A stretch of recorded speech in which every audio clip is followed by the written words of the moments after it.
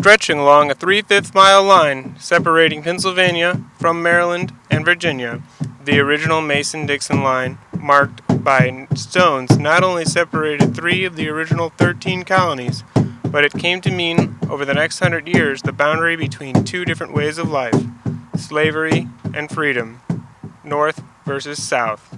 This is the story of that fateful day when the line came into being, October 17th, 1767.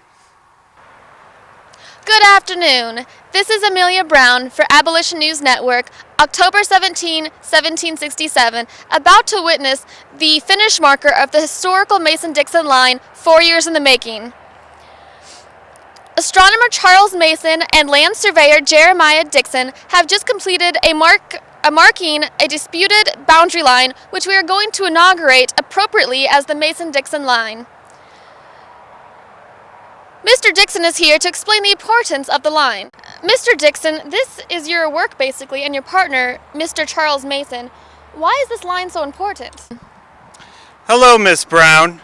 Yeah, we were hired by the British government to survey this disputed line or boundary, if you will, between the colonies. Here, hold this for a second. I'll show you my map. This is basically where it is now. We've got Delaware, New Jersey, Pennsylvania, Maryland, Virginia, and part of Western Virginia. As it took 4 years since 1763 with so many helpers, for what purpose and why was it necessary?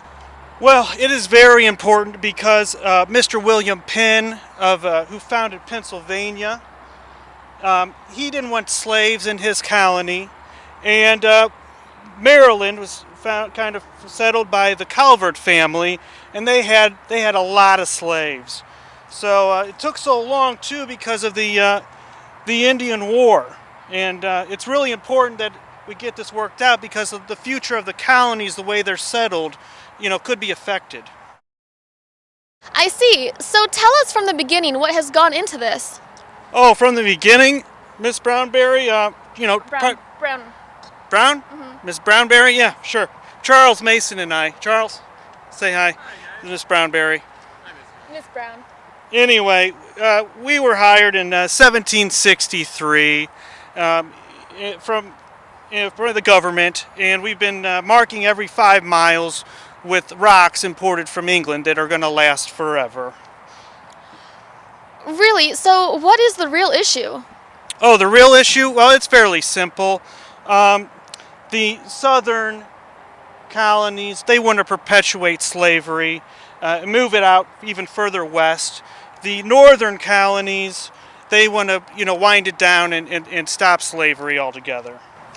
I'll say this dispute could go on for quite a few years. How long is this border?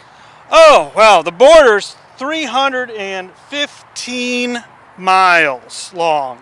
It passes through, as I was saying here, Delaware, New Jersey, Pennsylvania, Maryland, Virginia, the Western Virginia parts, and it's at 39 degrees, 43 minutes parallel, and that's where we are now. Ladies and gentlemen, we are about to witness a very historical event. We are on Brown Hill today, which straddles Pennsylvania and the Western Virginia border. Astronomer Charles Mason and surveyor Jeremiah Dixon have just completed a 4-year land survey of 315 miles marking. Mrs. Calvert has just moved the border marker. Oh no! Now you're going to have to survey it all over again. No. We'll get Mrs. Calvert to move it back.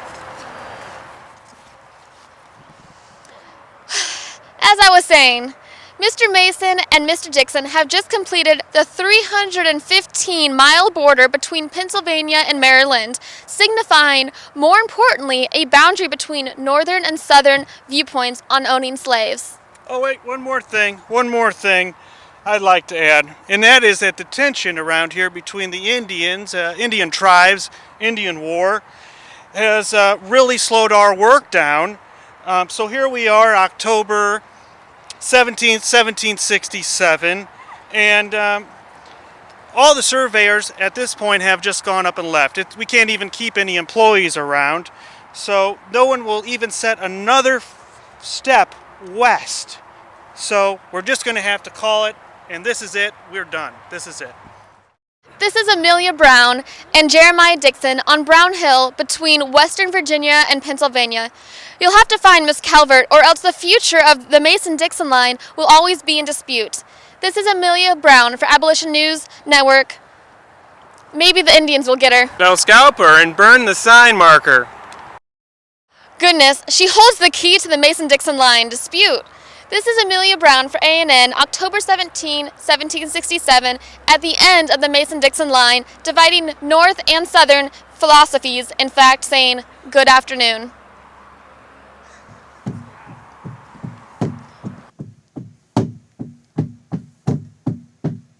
The surveying of the Mason-Dixon line was abruptly halted in 1767 when the Indian Wars between 6 tribes caused an impasse for Charles Mason and Jeremiah Dixon.